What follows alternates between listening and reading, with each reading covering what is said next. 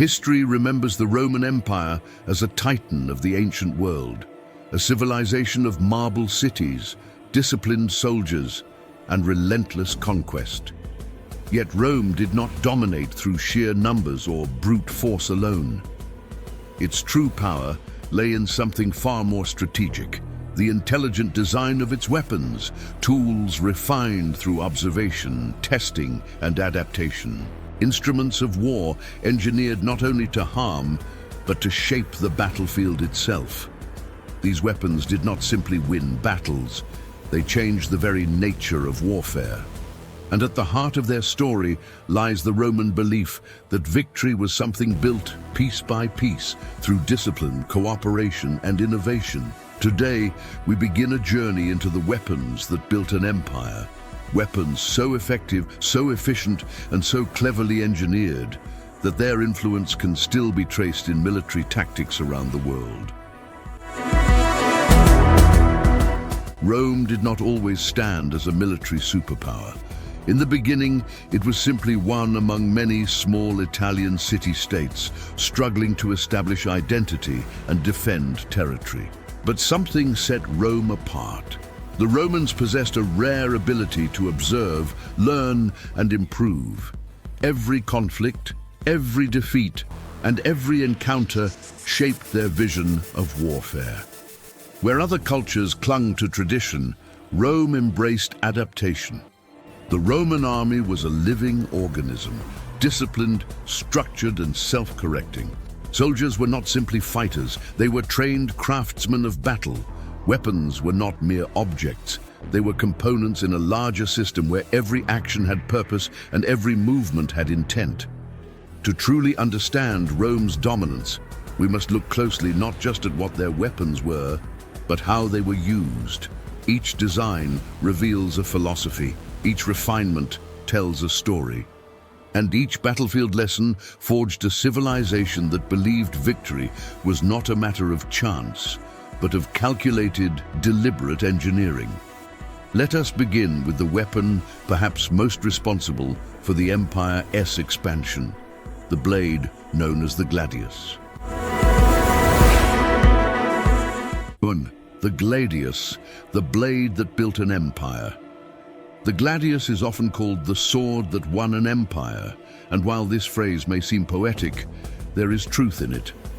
The Romans did not invent the Gladius, they encountered it during their wars against the tribes of Iberia, a land of rugged hills and fierce, independent warriors. Iberian swords were shorter, sharper, and designed for rapid thrusting rather than grand, sweeping strikes. The Romans, impressed by the efficiency of this cutting tool, adopted it and then perfected it. Through experimentation and constant battlefield testing, the Gladius became one of the most recognizable and effective weapons in history. To understand the Gladius, one must first understand its purpose. Unlike the longswords used by many cultures of the ancient world, the Gladius was short, usually between 50 and 60 centimeters in length. At first glance, it might seem underwhelming, but this seeming simplicity is precisely where its power lay. The Romans fought not as scattered warriors, but as unified formations, shoulder to shoulder, behind a wall of shields. In such tight quarters, a large sword would be cumbersome. It would strike shields, armor, and the soldier's own allies. The Gladius, however, fit perfectly within the controlled environment of Roman combat. The blade was double-edged, allowing both slashing and thrusting. Yet the thrust was what Roman soldiers trained to use most. A stab delivered under the ribs or into the abdomen is far more lethal than a slash to the limbs. It requires less energy to perform. It exposes less of the user's body. And most importantly, it allows the soldier to maintain defensive posture. The Roman soldier did not swing his sword wildly. He did not rely on strength or speed alone. His actions were minimal, focused, and devastatingly precise. But a weapon is only as effective as the training behind it. Roman recruits drilled relentlessly. They struck wooden posts for hours, learning to place each thrust with accuracy. They trained wearing equipment twice as heavy as what they would carry in battle, so that when the time came, their bodies felt light, prepared, and efficient. This intense conditioning turned the Gladius into more than a tool. It became an extension of the soldier himself. On the battlefield, the Gladius worked in tandem with the Scutum, the great Roman shield. This combination changed combat dynamics. While many barbarian warriors charged screaming with wide, powerful strikes, the Roman legionary remained calm and tight within formation. He stepped forward, thrust, stepped back. His shield protected him, his formation protected him, and the Gladius did its work quietly, efficiently, almost surgically.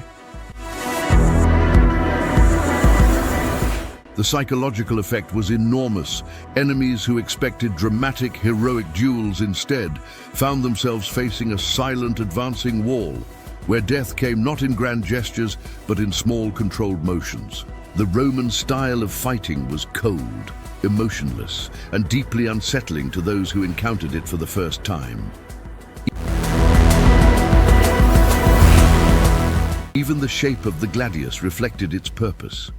The triangular, sharply pointed tip was ideal for piercing through gaps in armor or between ribs.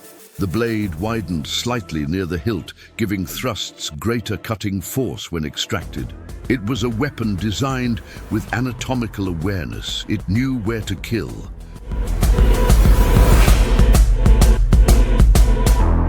Yet the Gladius was not merely an object of war, it was also a symbol. To carry the Gladius was to belong to the legion, to the most disciplined military force in the ancient world. Soldiers took care of it, they sharpened it, they learned to trust it as they trusted the comrades standing beside them. The Gladius teaches us something fundamental about Roman warfare. Victory did not belong to the strongest, nor the fastest, nor the most dramatic. Victory belonged to those who could control their movements, who could maintain formation, who could act not as individuals, but as a single coordinated unit. The Gladius worked because the Roman soldier worked. The Gladius killed because the Roman soldier believed in the system that wielded it. And through this unity of weapon and warrior, Rome carved its empire into the world. Number 2, the Scutum, the shield that turned men into a wall. If the Gladius was the blade that delivered Roman victory, the Scutum was the shield that made such victory possible. To understand Roman warfare, one must understand that Rome did not win through individual heroics. Rome won through cohesion, structure, and discipline. The Scutum was the physical embodiment of that philosophy, a weapon of protection, formation, and collective strength. The Scutum was vastly different from the small, round shields used by many ancient warriors. It was large, rectangular, and curved, standing about 1 meter tall and half a meter wide. Its structure was not solid wood, but layers of thin boards glued together, forming a composite strong yet flexible enough to withstand tremendous blows. The outer surface was often covered with leather and painted with symbols of unit identity, not for decoration alone, but for organizational clarity on the battlefield.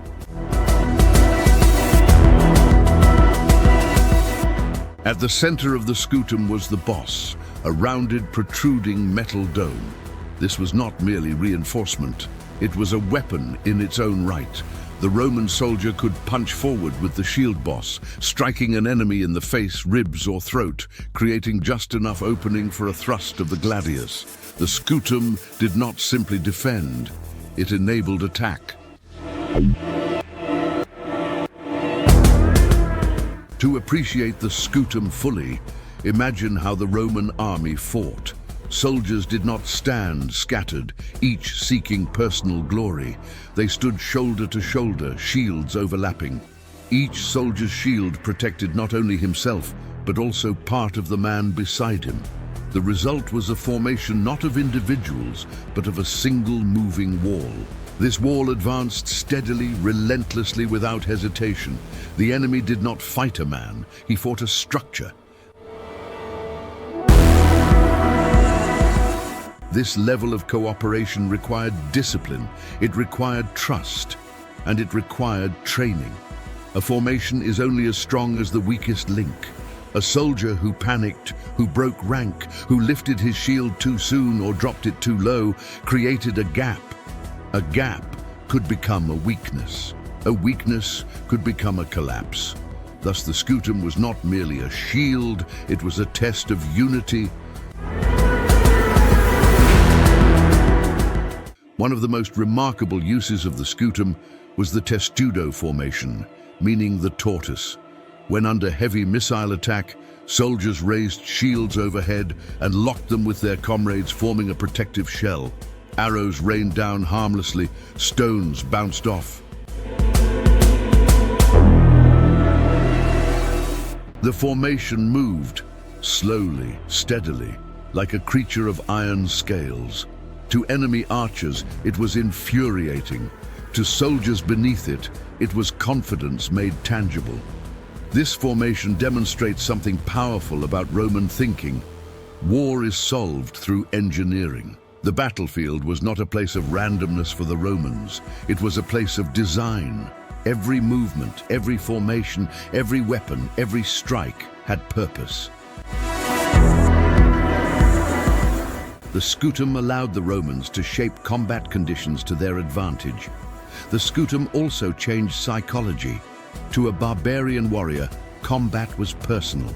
It was about showing bravery, strength, and presence. Shields were used loosely, aggressively, sometimes discarded when they became inconvenient. But the Roman soldier did not fight to demonstrate courage. He fought to survive, to maintain order, and to fulfill the objective of the unit.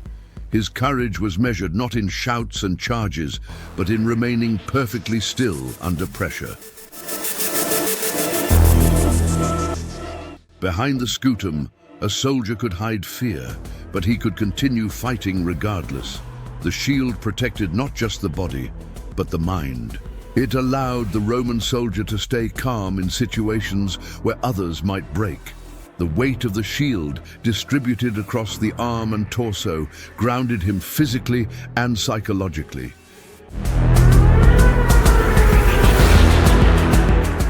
Yet, the Scutum was not invincible. In close quarters, its size could become cumbersome. In rough terrain, maintaining formation was difficult. But Rome did not rely on terrain. Rome shaped it. Rome did not rely on chance. Rome prepared for it. The shield worked because the soldier worked, and the soldier worked because the system demanded it.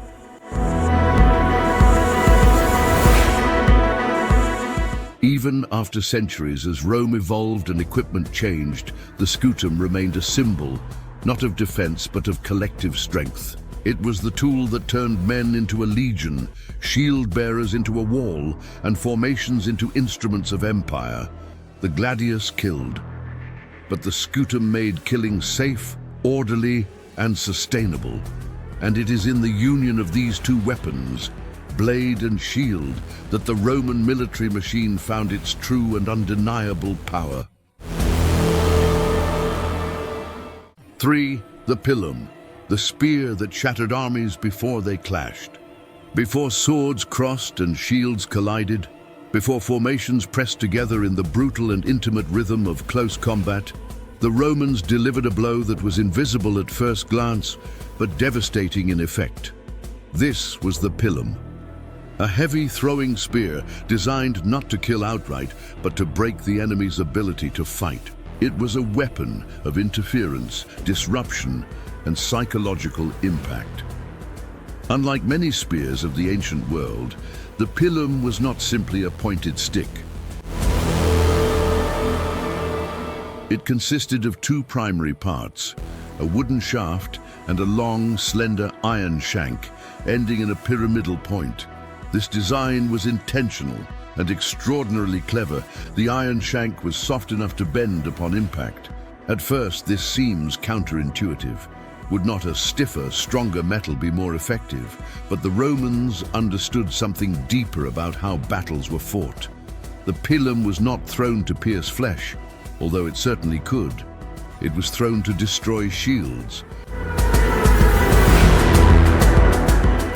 Enemy warriors depended on their shields not only for defense, but also for confidence. A shield was personal safety, a barrier between life and sudden death. Once a shield became compromised, a warrior's ability to fight collapsed. When a pilum struck a shield, the long iron shank would penetrate deeply. Upon impact, the shank bent, making it impossible to pull out. The shield suddenly became heavy, unbalanced, and awkward. Often, the only solution was to drop the shield entirely. A soldier who drops his shield is no longer a soldier, he is a target.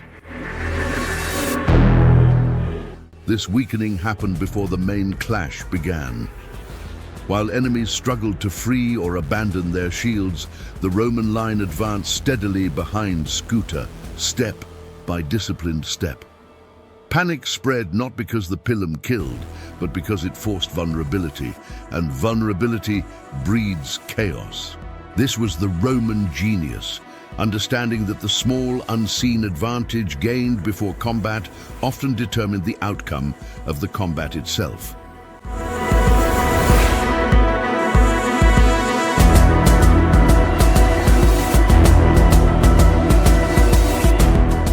However, the pilum's effectiveness was not solely due to its physical design, it was also rooted in trained consistency.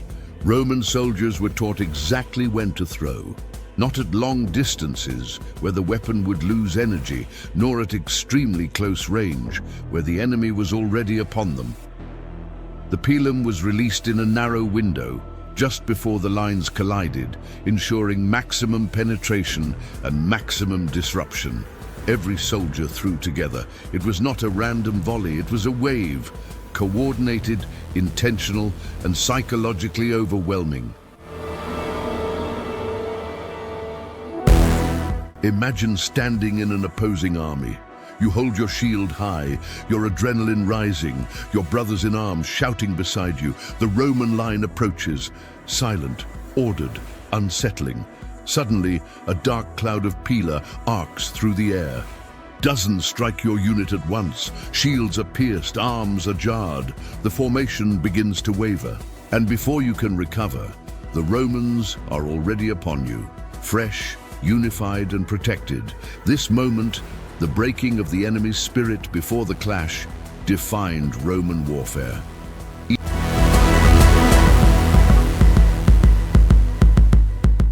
Even the pilum's bending was strategic beyond shield disruption. Because the weapon deformed on impact, it could not be retrieved or reused.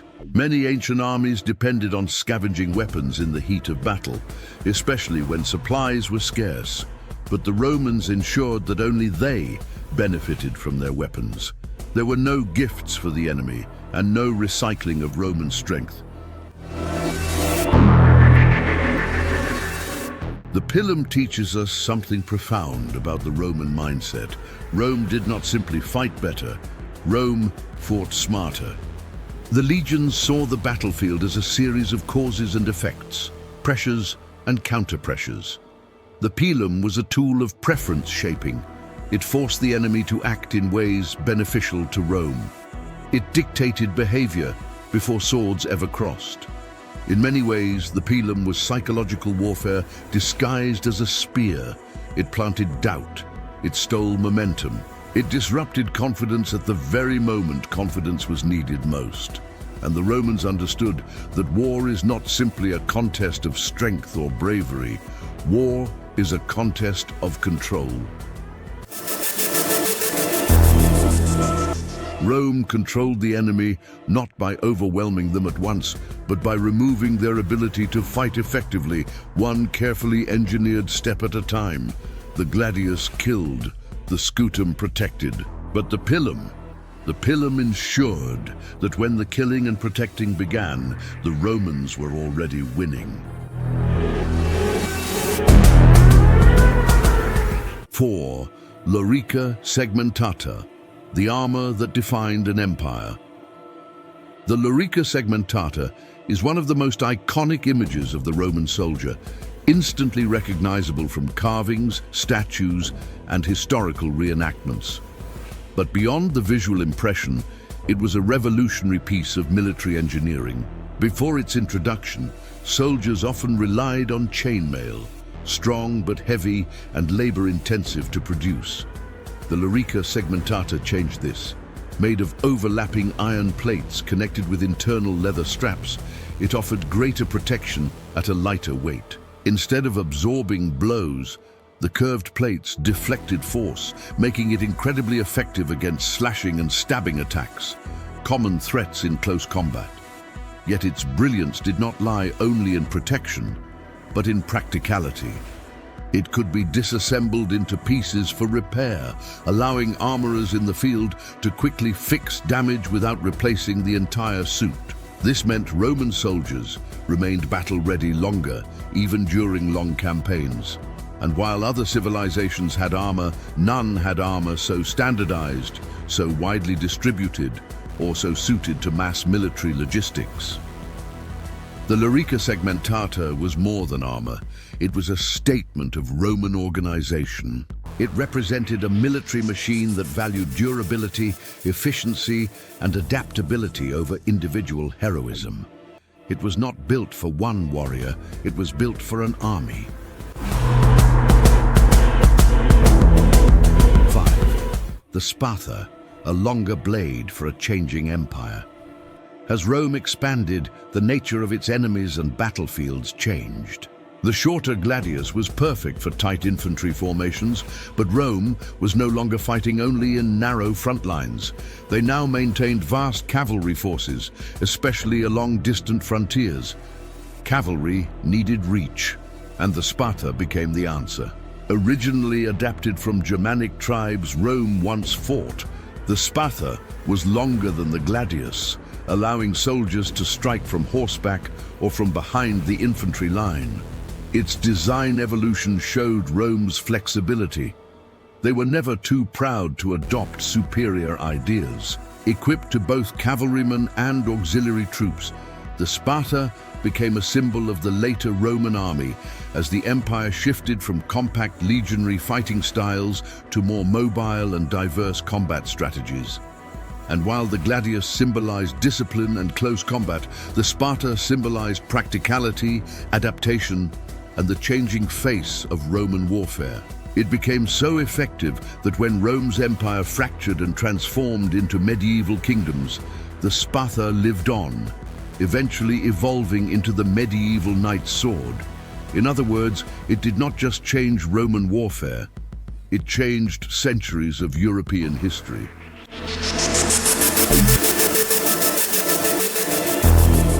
6. The Dolabra, the axe hammer that built and destroyed.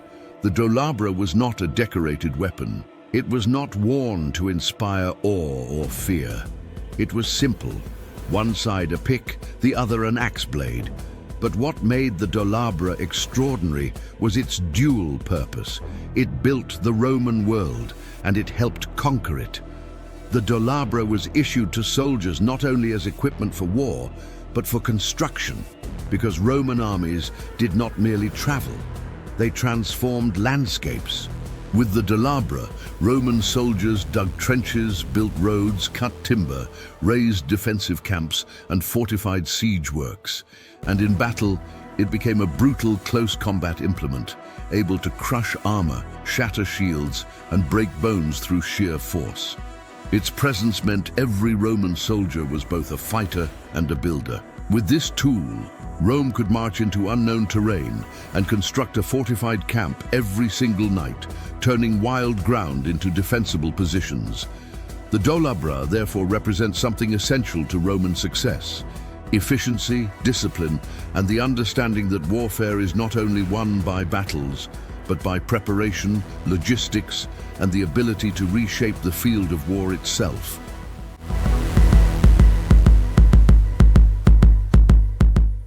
7. Plumbata, the hidden deadly dart of the legions. The Plumbata was a deceptively simple weapon, a dart with an iron tip and a weighted lead core designed to be thrown overhand like a short javelin. But its simplicity hid deadly efficiency. Because of the weight near the tip, it flew with a stable arc, striking shields, armor gaps, and exposed limbs with surprising force. Legionaries carried them inside their shields, often 5 or 6 at a time, allowing them to unleash a sudden volley at the exact moment the enemy closed in. This gave Rome a tactical advantage, the ability to break momentum at the critical final seconds before melee combat began. An enemy formation could be perfectly disciplined, perfectly confident, until a rain of sharp, heavy darts shattered morale and cohesion. Soldiers raised shields to block them, and in that instant, the Roman infantry surged forward. The Plumbata was not a weapon designed to kill entire armies. It was designed to break formations and disrupt timing, the most sacred rhythm of ancient warfare. In the hands of trained soldiers, it turned the opening clash from chaos into a controlled Roman advantage. 8. The Corvus boarding bridge, turning sea battles into land battles. The Romans were not originally a naval civilization. Their early strength lay on land, where their discipline, formations, and training gave them unparalleled power. But when Rome clashed with Carthage in the First Punic War, they were suddenly faced with a major disadvantage. Carthage ruled the sea. Carthaginian sailors were skilled, fast, and confident, while Roman sailors were relatively inexperienced at maritime combat. Carthage's navy maneuvered with speed, ramming enemy ships with precision and sinking them before boarding combat even began. On the open water, Roman formations and infantry training meant nothing, until Rome introduced a weapon so brilliant and unexpected that it completely reshaped naval warfare. This weapon was the Corvus, a heavy boarding bridge designed to clamp onto enemy ships, turning naval battles into infantry battles, where Rome always excelled. The Corvus was essentially a rotating wooden bridge mounted on the deck of a Roman ship, fitted with a massive iron spike at the bottom. When an enemy ship approached, Roman sailors would swing the Corvus downward, and the iron spike would slam into the opposing ship's deck, locking the two vessels together. Suddenly, it was no longer a contest of ships, but of soldiers. Once the bridge was locked in place, Roman legionaries crossed in formation, shields up and swords ready, turning what had been a chaotic naval engagement into a controlled battlefield environment. The enemy no longer fought at sea. They fought on Roman terms, face to face, shield to shield, where discipline mattered more than the sway of the waves. The Carthaginians, who had once relied on their superior seamanship, were now forced into hand-to-hand combat with highly trained Roman infantry. The result was devastating. In Rome's first major naval victory at the Battle of Mylae, the Corvus allowed them to win a battle they should have had no chance of winning. The Carthaginians were shocked. They were not defeated by superior naval tactics, but by Rome's ability to redefine the battlefield itself. However, the Corvus was not without flaws. Because it was heavy and mounted high on the deck, it made Roman ships more unstable, especially in rough seas. Some historians believe entire fleets were lost in storms, partly because the Corvus placed too much weight forward. And eventually, once Roman crews became more experienced sailors, the Corvus fell out of use. But its historical importance cannot be overstated. It demonstrated something fundamental about Roman warfare. Rome did not merely fight battles, they engineered solutions to change the rules of the game. Where others adapted to circumstances, Rome reshaped their environment to suit their own strengths. The Corvus was not just a machine, it was a message. Rome would not compete where it was weak. Rome would transform the battlefield until victory was inevitable. That mindset, the will to reshape warfare itself, is part of what made Rome unstoppable.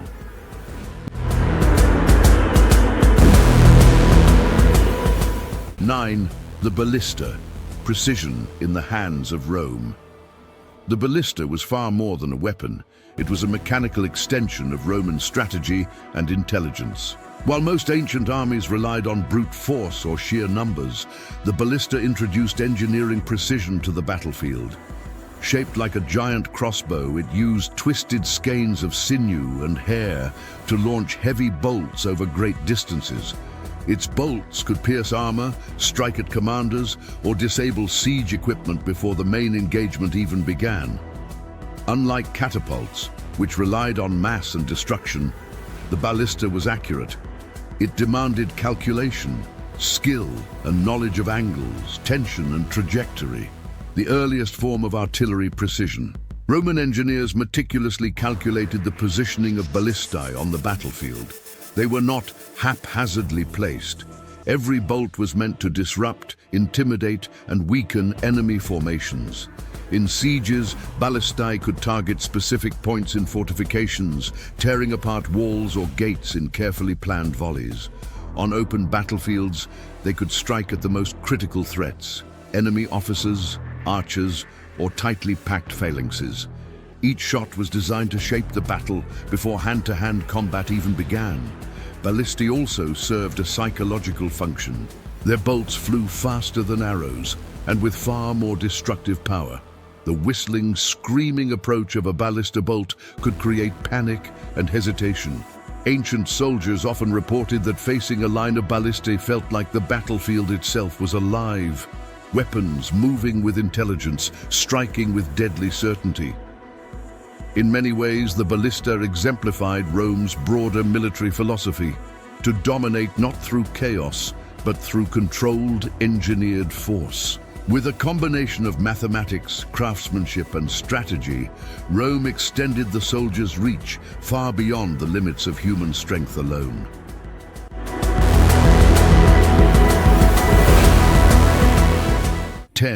The Onager, the hammer of siege warfare.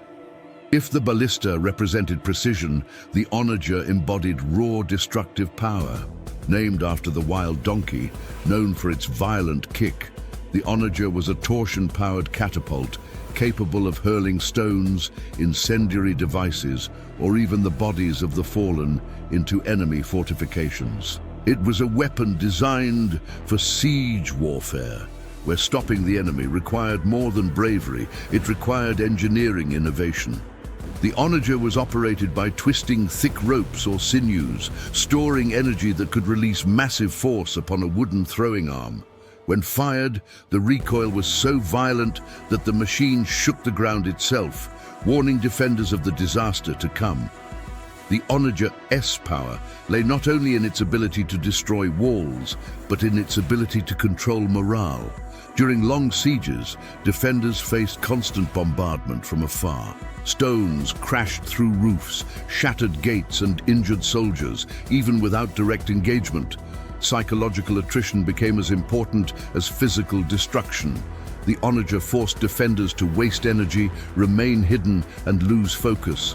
Over time, fatigue and fear often led to surrender without the need for a full assault.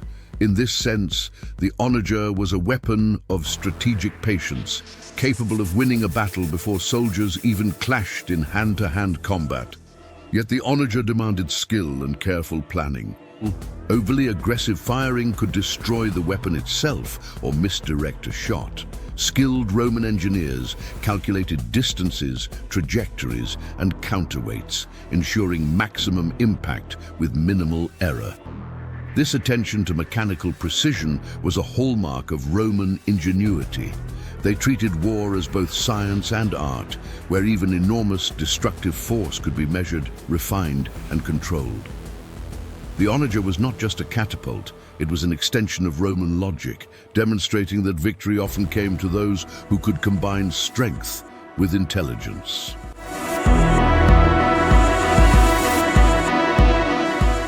The Scorpio, the legion's long-range sniper. The Scorpio was a smaller, more portable variant of the ballista, yet no less significant in changing ancient combat. Often operated by a single trained soldier, the Scorpio fired bolts with incredible speed and accuracy. Its precision allowed Roman commanders to target specific threats, enemy leaders, artillery crews, or critical points in dense formations. Unlike massed volleys of archers, the Scorpio could select targets with deadly intent, striking at those whose removal would disrupt the entire enemy strategy. The Scorpio's effectiveness was amplified by the discipline of the Legion. Soldiers trained to operate and protect these weapons knew exactly when and how to deploy them, often firing from behind shielded lines or defensive positions. The psychological impact of a sudden, precise strike could create chaos within the enemy ranks. Leaders were especially vulnerable. The death or injury of a single officer often caused entire units to falter. In this way, the Scorpio functioned as a force multiplier, allowing a small number of soldiers to influence the outcome of much larger engagements. Romans combined the Scorpio with other weapons in synchronized operations. While Ballistae and Onagers targeted mass formations and fortifications, Scorpios picked out specific high-value targets. Together, these ranged weapons transformed battlefields into engineered arenas where strategy, mechanics, and psychology combined. The Scorpio demonstrates Rome's enduring principle. Warfare is not just about courage or numbers, but about control, precision, and foresight.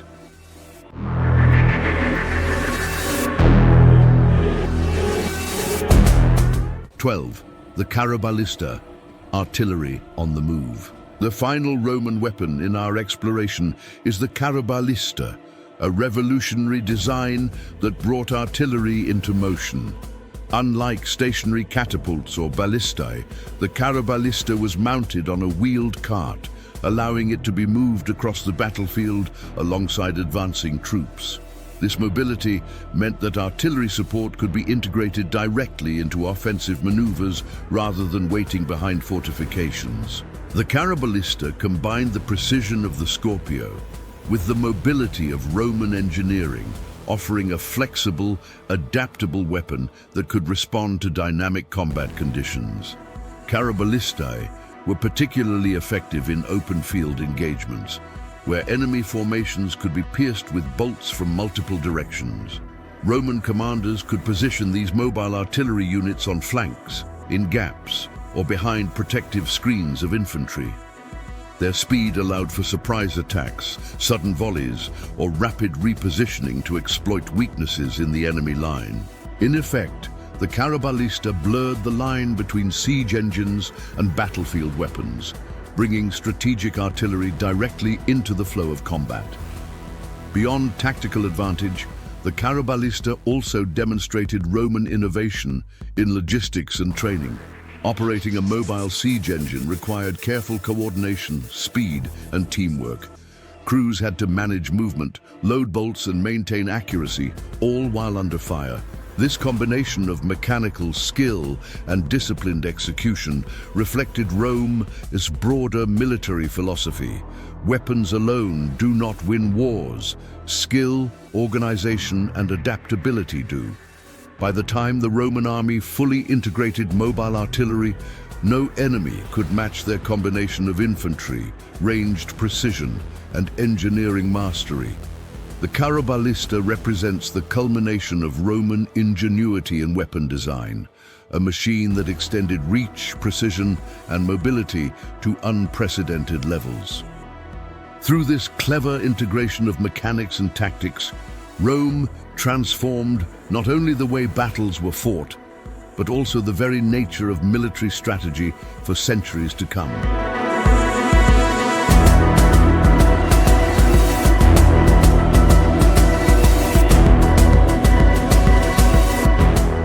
As we look back across the centuries, it becomes clear that Rome did not simply conquer through strength or numbers.